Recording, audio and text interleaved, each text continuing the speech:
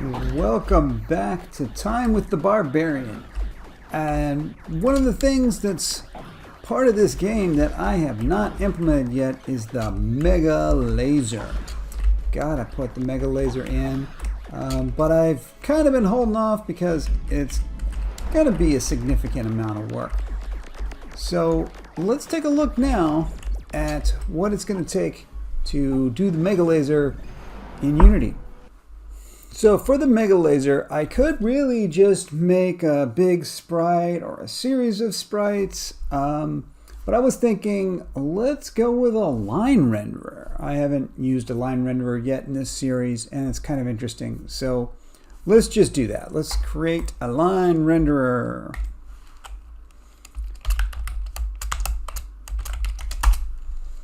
I'm gonna throw a line renderer on there. And give me we're going to go straight down the x-axis, 4 units. Okay, and that's definitely too thick. Let's put the player in the scene for reference. Okay, so that laser beam is definitely too thick to go with this player. So let's tune the width right here, and I'm going to make it 0.2. 0.3, 0.4, I don't know, something like that. And it does come out of the penguin's eyes. Whoops, it comes out of the penguin's eyes. So let's line it up just for visual reference, about like that. Okay, so we want something that looks like that, but it's not just a solid pink. Let's put our texture on there. Where do we put the texture? Now you'll notice there isn't a texture slot. Instead, there's a material slot, and we can't directly put that on there. I have created a material. Let's go through that. Let's go through it. Let's create a material. And my first thought for the material was maybe to use a sprite. Use sprites default. And let's put the laser texture on the sprite, and look at this, it won't let you put the sprite on there like that, because the sprite shaders, sprite materials are intended to be used with sprite renderers, and this is not a sprite renderer, this is a material. So what you can do, there is like a little trick, and this is, let's just go to unlit texture, and then we'll put the sprite texture we wanted on there, and then we can switch back to sprite default, and it's retained the texture that we put on there, which is sort of a neat little trick. Let's put that now on our line renderer. So we're going to put that right here on the material on the line renderer. So let's just put our new material there. And you can see that we did get the texture on there. Let's make it a little bigger. Just go nuts with it. Okay, the next thing you notice is that as I change the length of the beam, it's stretching my texture on there. I went to 4, and then I went to 5, went to 6. I don't want that. I want like the same texture to be repeated or tiled along there, and that's right here. Texture mode, we want to tile, and there you go, look at that, it's repeating. As I make it longer now, it'll look the same. So let's pull it in, 1, 2, 3, 4, and so it's repeating the tiles along there. That's what I want, but it's a little compressed. I don't think I want it as tight as that. We can adjust the scale of the texture right here with the texture scale option. And what am I thinking? 0.5, 6, 7. How tight do I want these things? I don't know. Let's throw it there. I'm gonna want to animate that. My artist has given me this whole series of textures to flip through. And if it was a sprite, I would create an animation for that, and then I would put that on. But amazing as this is, I have not found any simple way to have Unity play a sprite animation or a texture flipping animation on a material without writing script. That's amazing to me that I can't just make an animation. I can make an animation out of this thing, and so I can hit play on that, and there you go. It does its thing. I can't put that animation on the line renderer. I can't put it on the material that's on the line renderer. So we're going to make a script instead. Let's go to my script zone. And I'm going to make a new script, line anim. Okay, so the first thing I want to do with my line renderer animation here is I want to play through a series of texture images. So I'm going to need a series of textures. Let's just make an array m textures. Okay.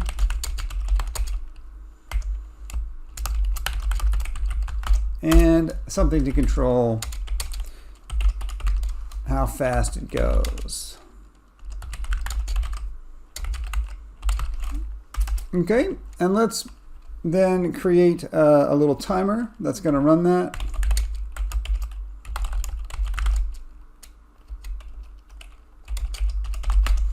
Okay, now in my update, what I'm going to do is I'm just going to flip through those over time. So I'm just going to say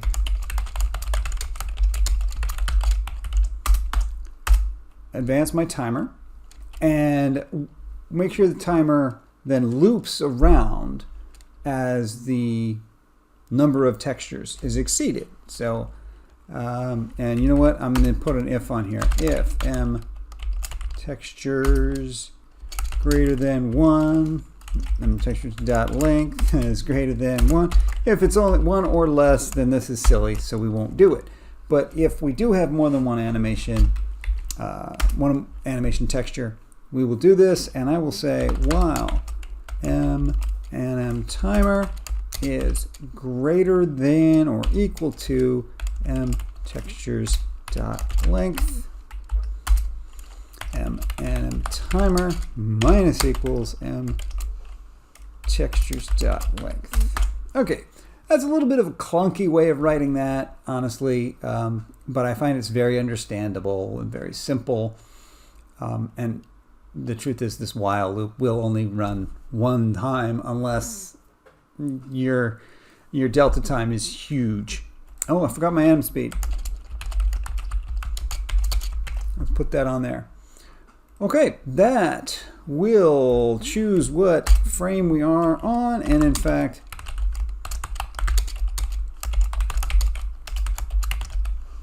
that's how that works. It's just the frame number that you want. All that's left now is I need to set my material to display the texture indexed by that frame right there. Okay, let's get ourselves a material. Yeah, let's just grab the material. Material matte.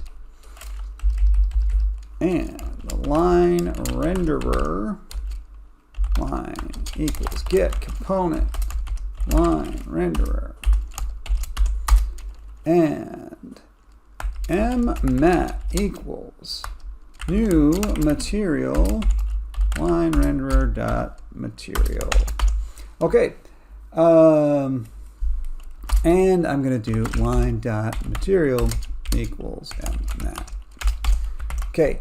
You'll notice I'm not just grabbing the material that's already on the line renderer. I do instance that. I create a new instance of a material and reassign to that. The reason for that is if you modify a material, it modifies the material and it will save the modified material. So it's no big deal. I mean, it's fine, except your source control is going to pick that up, and multiple team members or multiple computers are going to end up trying to commit this modified material all the time, and you're going to get conflicts. So whenever you modify a material, please remember to make an instance of it first, even if it's the only one. It's like, this is the only laser beam.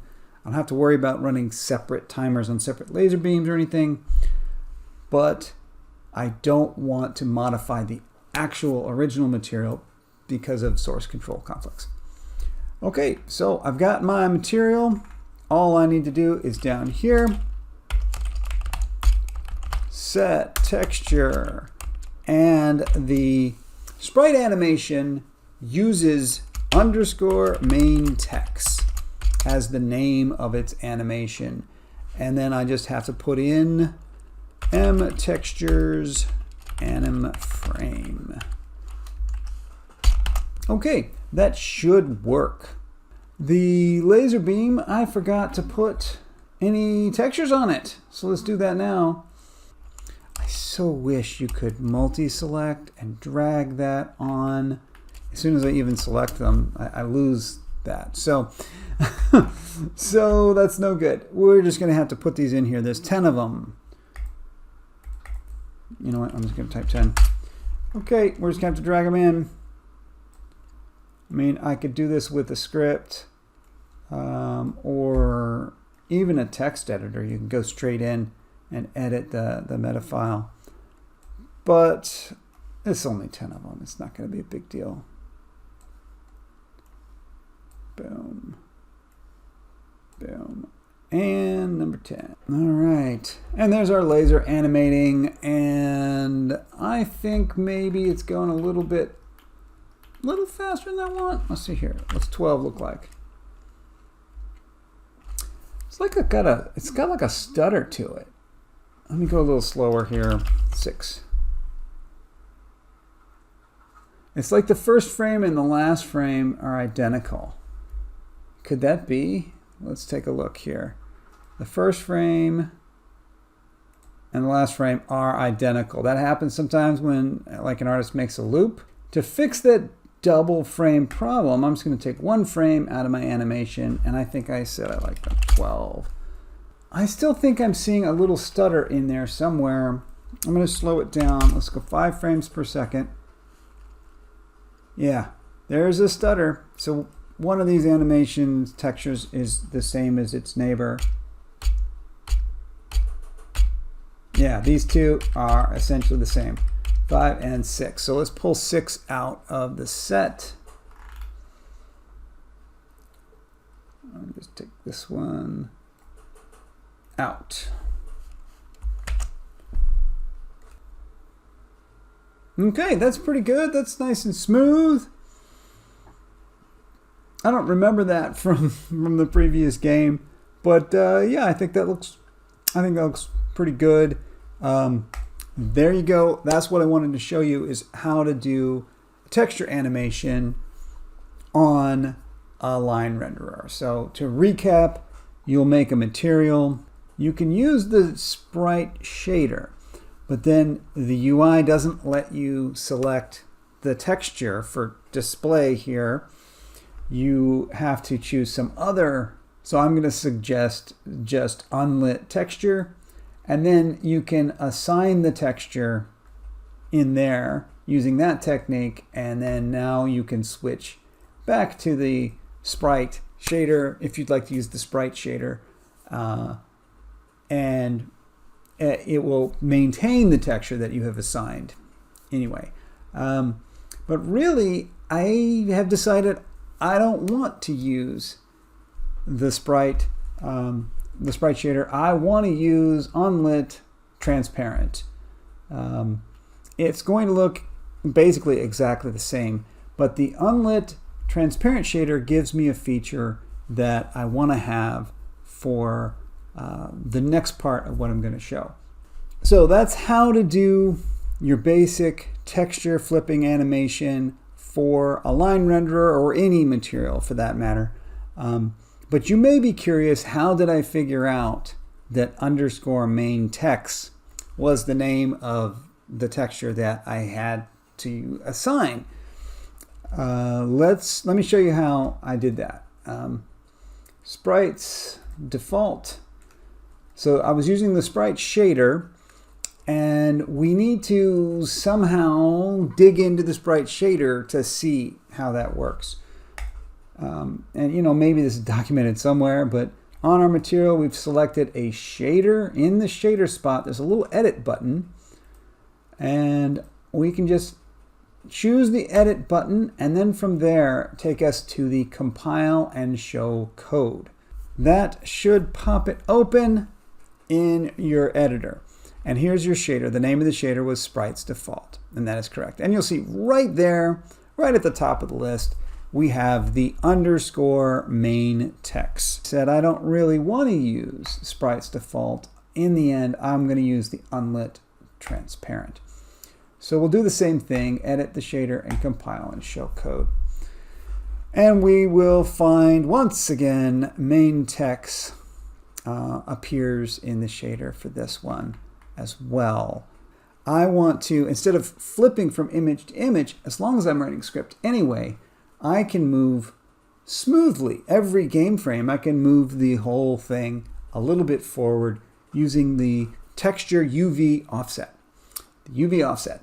So, and this is ultimately why I am going to choose not to use the Sprite shader again. Let's take a look again at that Sprite shader over here, and you'll see why I'm going to not use it. Let's see this main text again.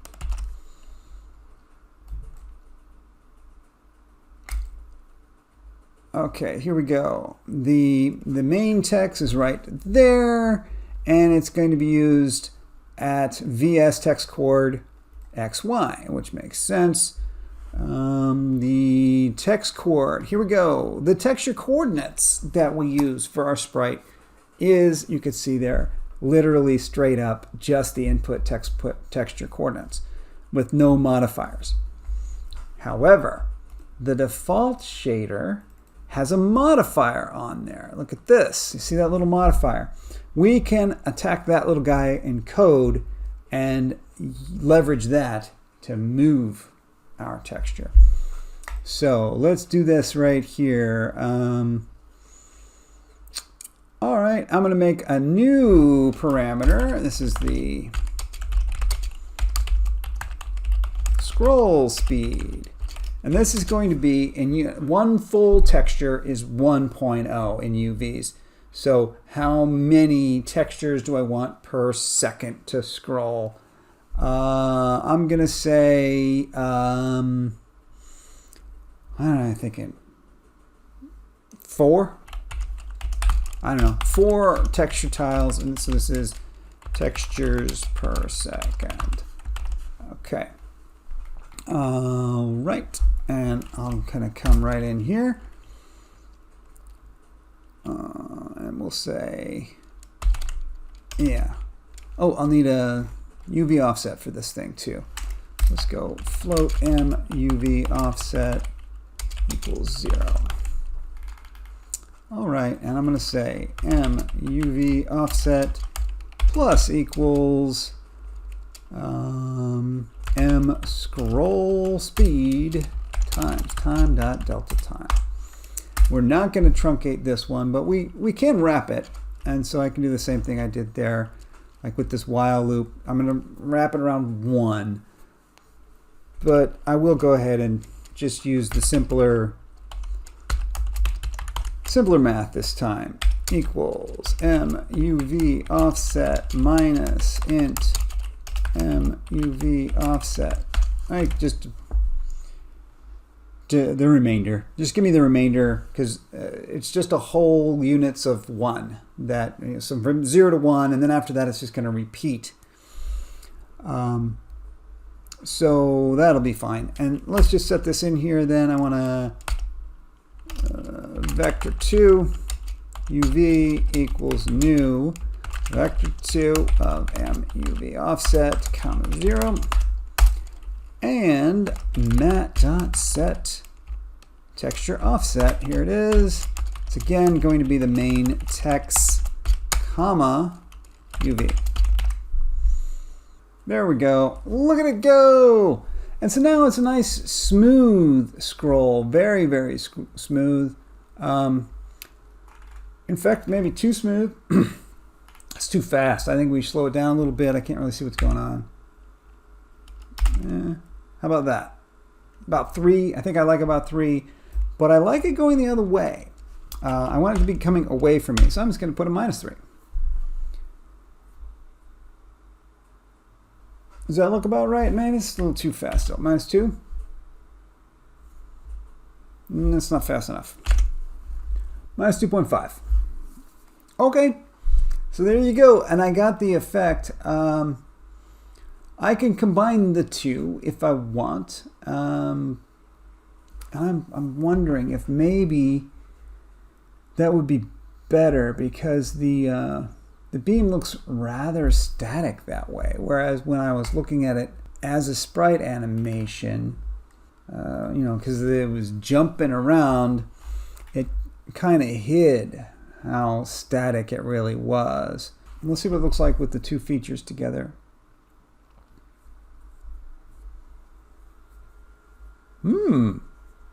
That kind of works. The texture animation gives it the jiggliness, and the scrolling is giving it that scroll. Let's take out the scroll, which I can do right there. That's the jiggliness that we get from just the sprite animation, which I think really it adds quite a lot to it. And there I am putting a scroll on top. Okay, so that's what I'm going to do to put the beam together.